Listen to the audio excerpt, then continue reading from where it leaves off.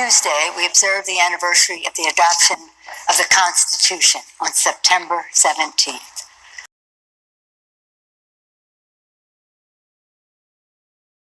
Sadly, on that day, the intelligence community Inspector General formally notified the Congress that the administration was forbidding him from turning over a whistleblower complaint on Constitution Day. This is a violation of law.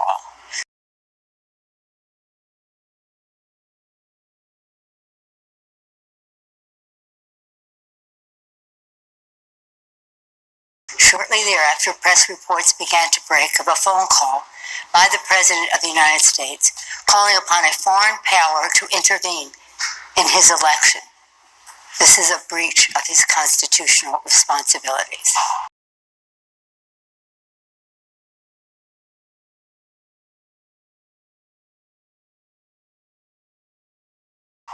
The facts are these. The Intelligence Community Inspector General, who was appointed by President Trump, determined that the complaint is both of urgent concern and credible. And its disclosure, he went on to say, relates to one of the most significant and important of the Director of National Intelligence's responsibility to the American people. On Thursday, the Inspector General testified before the House Intelligence Committee stating that the acting Director of National Intelligence blocked him from disclosing the whistleblower complaint. This is a violation of law. States, we can have national voting, and that means get rid of the Electoral College.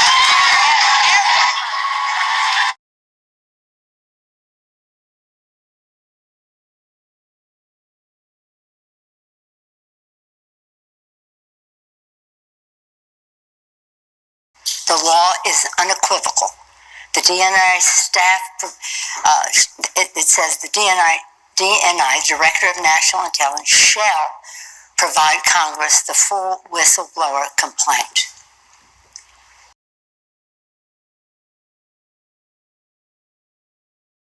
For more than 25 years, I've served on the Intelligence Committee as a member, as the ranking member, as part of the Gang of Four, even before I was in the leadership. I was there when we created the Office of the Director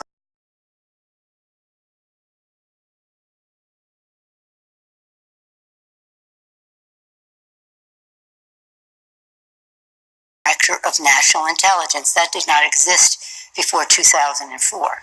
I was there even earlier in the 90s when we wrote the whistleblower laws and continue to write them to improve them to ensure the security of our intelligence and the safety of our whistleblowers. I know what their purpose was, and we proceeded with balance and caution as we wrote the laws. I can say with authority the Trump administration's actions undermine both our national security and our intelligence and our protections of the whistleblowers, more than both.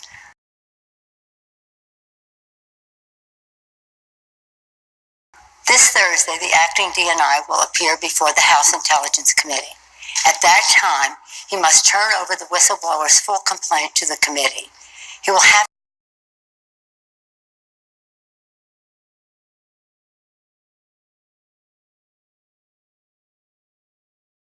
to choose whether to break the law or honor his responsibility to the Constitution.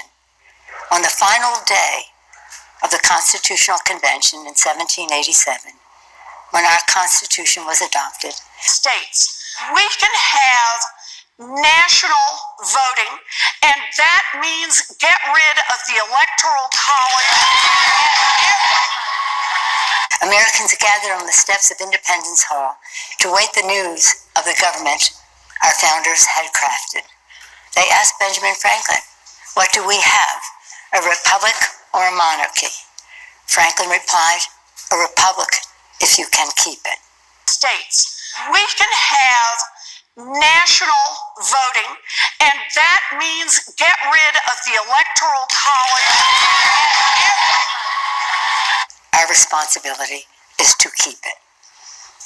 Our republic endures because of the wisdom of our Constitution, enshrined in 3 co-equal branches of government, serving as checks and balances on each other. The act states we can have national voting, and that means get rid of the Electoral College. Actions taken to date by the president have seriously violated the Constitution, especially when the president says, Article 2 says I can do whatever I want. States, we can have national voting, and that means get rid of the Electoral College. For the past several months, we have been investigating in our committees and litigating in the courts, so the House can gather all the relevant facts and consider whether to exercise its full Article 1 powers, including a constitutional power of the utmost gravity, approval of articles of impeachment. States, we can have national voting, and that means get rid of the Electoral College. And this week, the president has admitted to asking the president of Ukraine to take actions which would benefit him politically. The actions of the Trump presidency revealed dishonorable fact of the president's betrayal of his oath of office, betrayal of our national security, and betrayal of the integrity of our elections. States, we can have national voting, and that means get rid of the Electoral College. Therefore, today, I'm announcing the House of Representatives moving forward with an official impeachment inquiry. I'm directing our 6 committees to proceed with their investigations under that umbrella of impeachment inquiry. The president must be held accountable. No one is above the law. Getting back to our states, we can have national voting, and that means get rid of the Electoral College.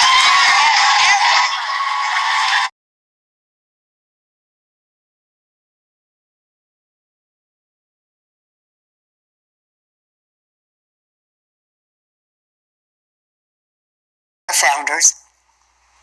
In the darkest days of the American Revolution, Thomas Paine wrote, "The times have found us. The times found them to fight for and establish our democracy. The times have found us today, not to place ourselves in the same category of greatness as our founders, but to place us in the urgency of protecting and defending our Constitution from all enemies, foreign and domestic."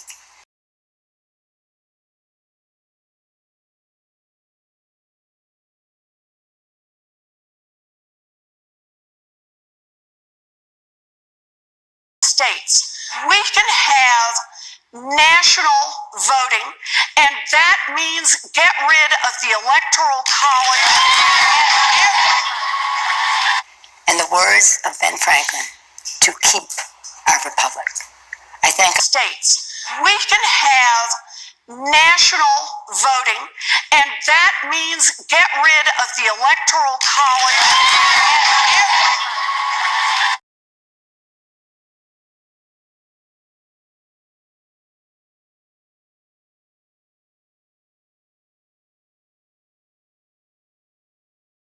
Our Chairman Nadler, Chairman Nadler of Judiciary, Chairman Schiff of Intelligence, Chairman Engel of Foreign Affairs, Chairman Cummings of Oversight and states. We can have national voting, and that means get rid of the Electoral College.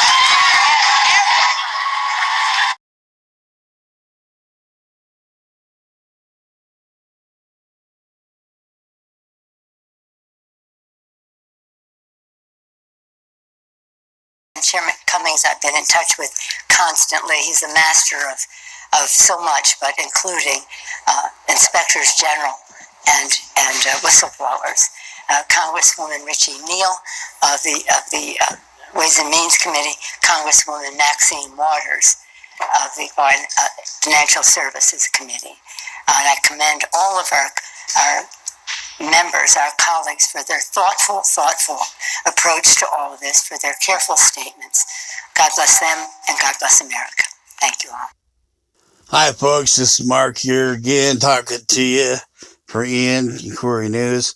I just want to say a few last words on the end of this. Sorry to repeat that over and over again. In case you didn't get it, what they want to do is get rid of the electoral college, and that's changing the Constitution. That's destroying the Constitution. When you put your oath in office and raise your hand and say that you support the Constitution and that you will the oath of office is that you will protect and defend the Constitution of the United States of America. You swear to do that, and that's what you do. And if somebody's coming up along the ranks like Elizabeth Warren or these other kind of people that are candidates for president, and they're saying they want to change the Constitution, or somebody that's already in office, that's a traitorous thing to say, that you want to change the Constitution. Hey, I want to cut this out of the Constitution, or I want to do this or do that to it. That's kind of a traitorous comment to be saying things like that, in my view. And that's a dereliction of duty and a dereliction to the Constitution of the United States. You don't just go out there and start saying, I'm going to change the Constitution. I'm going to check this out. I'm going to take that out. I don't like the way it is, and I'm just going to change it because I want to do it, because I don't like it, Then you should be running for office. Constitution has been around. Bill of Rights of the Constitution have been around for a long, long time. Precepts of the Constitution have been around for thousands of years, not just a few years. Bill of Rights have been around for a long, probably 4,000 years. Been around a long, long time. England had the Bill of Rights, parts of them, before we had them. And then we took on their Bill of Rights, some of them, and brought them into ours and had them. And so we've had the Bill of Rights for a long time, and they've been proven to work.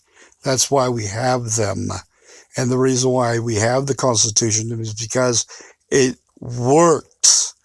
And part of our Constitution was working before, our Constitution was built upon many, many years of trial and error prior to the United States being around. And then when the United States was developed, they took the good part of the constitutions and that experience and drew upon other people's experience of having a constitution that we had, the Virginia Constitution and other things, and put the good parts of other things together and develop the Constitution we currently have. And so we drew upon years of experience and book reading and learning of other constitutions and things, and said, hey, here, we're going to cut out the best part of other things and made what we have today. So that's why we have what we have. It's not the best, of course. It has flaws. It has problems, of course. But it's the best thing that's out there, and there hasn't been anything made that's better. And,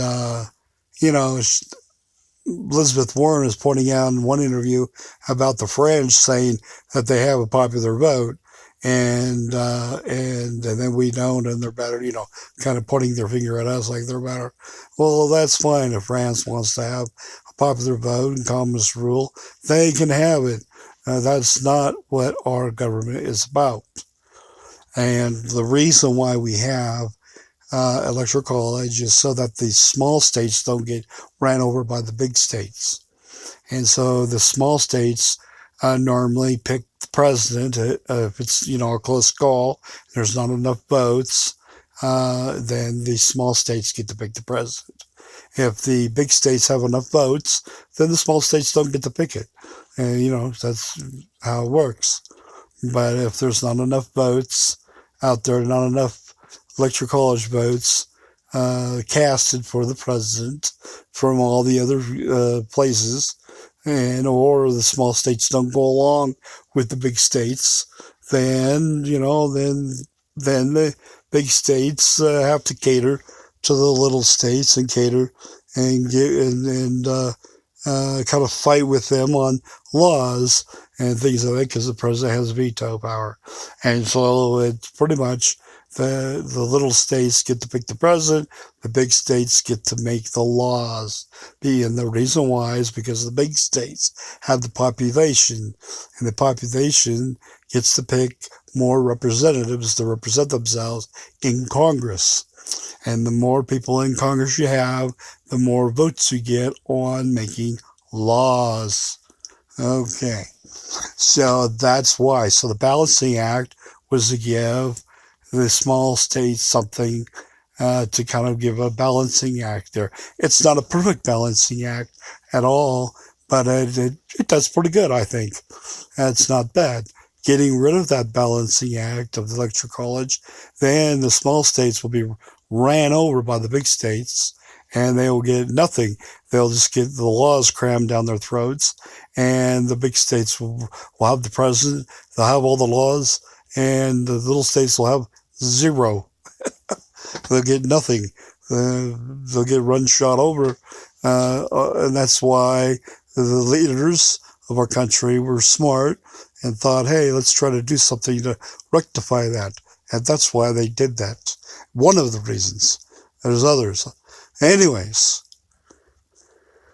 so here we got Nancy Pelosi preaching about how the Democrats are perfect and holier than thou. They don't ever break any laws. And she never breaks a law. And that Trump has now broken a law, and they're going to nail his butt.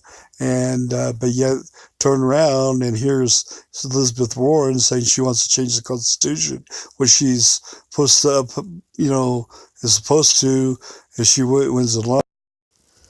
And even sitting here and wanting, and Nancy Pelosi even sitting there saying how she wants to defend the Constitution and everything, and protect it from foreign and domestic, crap, and then turn right around and has all these people running for Democratic for president, that all of them are like, oh yeah, we want to get rid of parts of the Constitution. Which they're supposed to, if they win, they're supposed to uphold and swear that they're going to uphold and protect the Constitution from domestic or foreign influence or from people in the United States. And their vocal opinion is they're going to change it as soon as they can. So that's a fraud right there. And right there tells me that they are going to change the Constitution, and that they should not be president or even be running for president, frankly. And anybody running for president that wants to change the Constitution the way it is should be thrown out of office. They shouldn't even be in office or running for office, frankly. They're traitors to our country. And anyways, and then even Nancy Pelosi even wanted to bring the age of 16. Imagine that, 16-year-olds voting who don't even know what the hell they're doing in school. They're just young kids at the age of 16. She wanted them to be able to vote. I think that is just nuts. I think we maybe need to go back to the 21. Stay at that age, and then maybe even change it to where you have to own a piece of property, land, or a business. I think we need to go back to that kind of thing. So you own a car or a business or some type of property to be able to vote. I almost think I like that better the way Washington had it. They own some kind of property or value, so you know what it's like to work hard, pay for something, and then realize that when the government comes around for taxes, you know what it's like to pay taxes, and then you go, I don't want to raise taxes anymore, higher, and you understand what that means, and then the government doesn't always get its way in raising taxes every time they turn around. So, anyways, so that's basically what I just want to talk about. Is just that Nancy Pelosi and her every time she's saying bad things about Trump, about him violating all these laws, and she turns right around and she's doing worse things like trying to change the Constitution of the United States of America and becoming a traitor. Unbelievable. I mean, it's like I'm in La La Land or something. And if they get in power again, they're going to do that. Unreal. And then they're really going to have a problem.